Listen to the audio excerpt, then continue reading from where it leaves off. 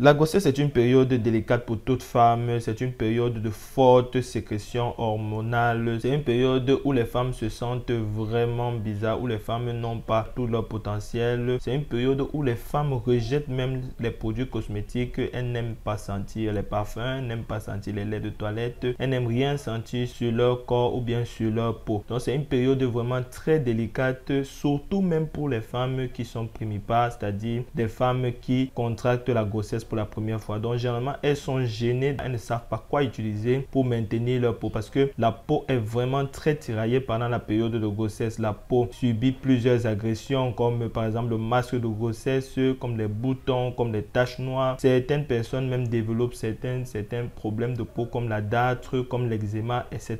Dans cette vidéo, je vais vous montrer la routine cosmétique à adopter pendant la période de grossesse. Mais avant, je vais tout d'abord vous recommander certains cosmétiques afin de pouvoir mettre en sécurité votre santé pendant la grossesse et même votre enfant. Donc c'est pour ça qu'il est très important de connaître. Salut à tous et bienvenue sur Africa Cosmetics, la chaîne qui vous permet d'entreprendre et d'apprendre encore plus dans la cosmétique. Si vous êtes nouveau dans cette chaîne, je vous invite à vous abonner et à cliquer sur la cloche de notification afin de ne rien rater du contenu que je partage régulièrement. Pour vous abonner, il suffit de cliquer sur le bouton rouge qui est juste en dessous de la vidéo ou tout simplement aller dans la description et cliquer sur s'abonner. Je vous invite également à me laisser un like et un commentaire si la vidéo vous a plu. Ce qu'il faut éviter premièrement, c'est les produits décapants et éclaircissants. Sachez que les produits décapants ont une incidence sur votre peau et sur celle de vos enfants. Donc vous devez éviter au maximum les produits décapants. Déjà que votre peau est très fragile et votre peau est très délicate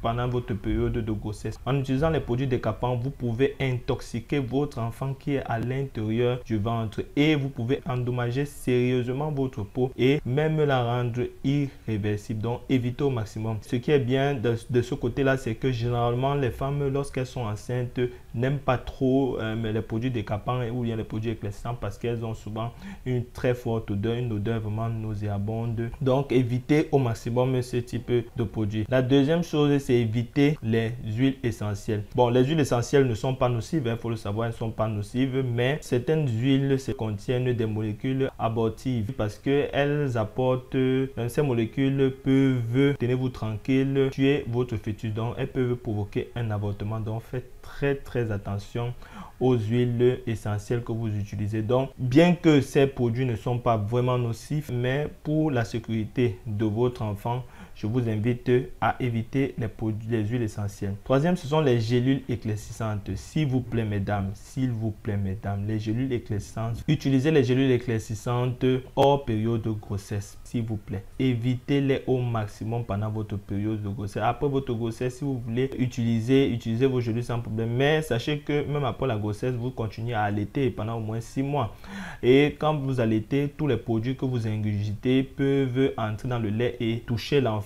Sachez qu'en utilisant les gélules éclaircissantes pendant la grossesse, vous pouvez avoir votre enfant peut avoir des malformations congénitales, mais irréversibles. Ça peut être le bec de lièvre. Vous voyez souvent les enfants qui naissent avec le bec de lièvre ou bien qui naissent avec un bras déformé, qui naissent avec un pied déformé. Souvent les pieds qui manquent, c'est extrêmement dangereux. Donc faites très attention. J'attire votre attention là-dessus spécialement. Faites très attention à consommer les gélules éclaircissantes.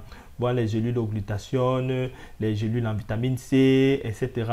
Les rétinols, etc. Évitez aussi les rétinols, les vitamines A. Évitez, c'est pas conseillé pendant la période de grossesse. Évitez les déodorants au sel d'aluminium. Je pense que toutes les femmes, si vous avez déjà eu à être enceinte, si vous avez déjà été grosse, vous avez déjà eu ce sentiment que lorsque vous essayez de mettre par exemple des sprays, vous êtes mal à l'aise, vous n'arrivez pas à mettre les déos. C'est vrai qu'on ne peut pas s'en passer, parce qu'il faut toujours avoir senti bon et avoir les aisselles bien au sec, mais évitez au maximum que les déodorants au sel d'aluminium, parce que les déodorants au sel d'aluminium sont dangereux pour les fœtus. Je le dis parce que j'ai fait mes propres recherches et même aussi mon expérience personnelle.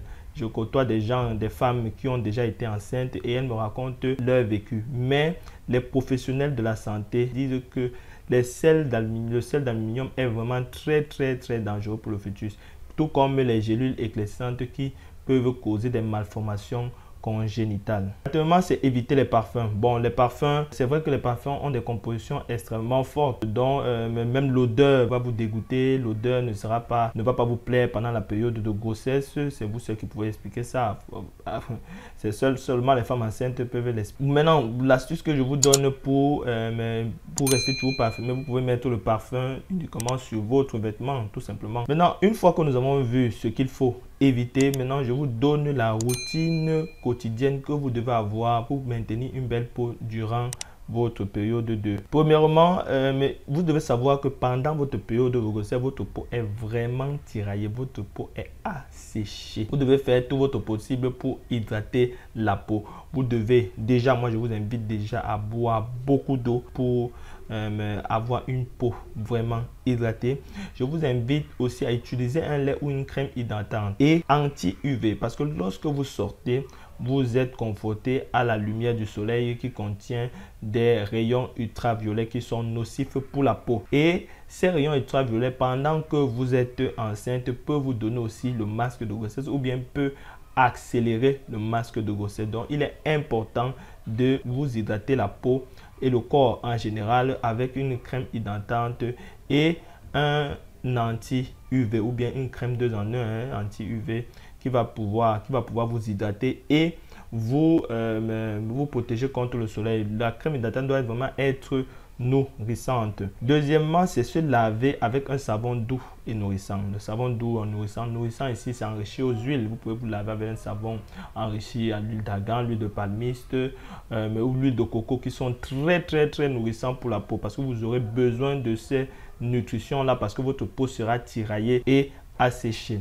Troisièmement, c'est appliquer de l'huile d'avocat ou du beurre de karité ou bien du beurre de cacao, de l'huile d'amande douce aussi pour tout simplement éviter les vergetures, donc pour prévenir l'apparition des vergetures. Commencez dès le début de la grossesse, les amis, parce que les vergetures sortent tout simplement parce que la peau est étirée.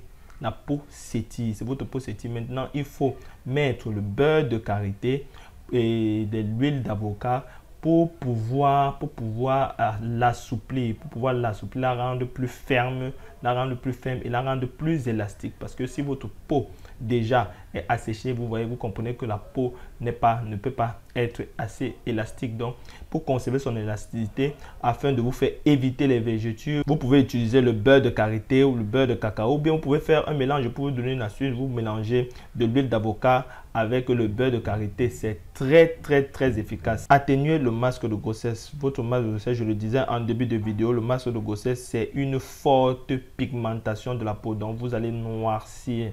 Vous allez noircir fortement au niveau du visage et généralement au cou et au niveau du début de la poitrine. Donc, vous devez, pour éviter ça, vous devez utiliser une crème hydratante. Il y a même des crèmes anti-masque de grossesse que vous pouvez trouver en rayon de supermarché ou bien rayon de parfumerie.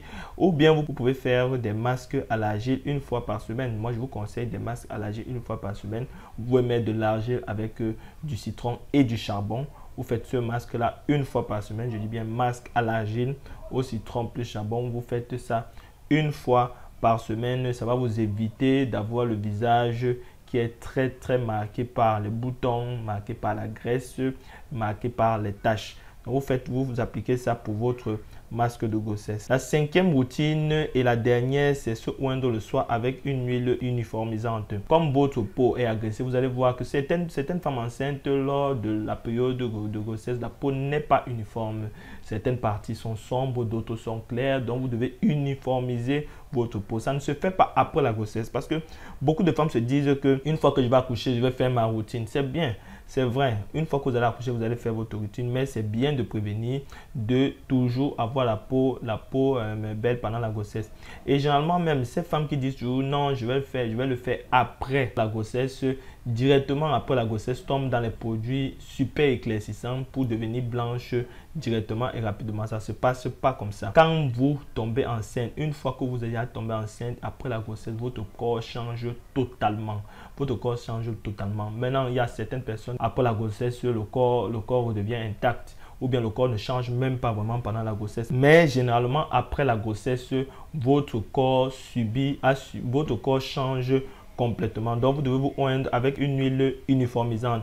Quand je parle d'une huile uniformisante ici, vous pouvez vous oindre avec de l'huile d'argan mélangée avec de l'huile de carotte, ou bien de l'huile de carotte mélangée avec l'huile de papaye, ou bien de l'huile de papaye tout simplement. Vous mettez ces huiles-là tous les soirs avant de vous coucher.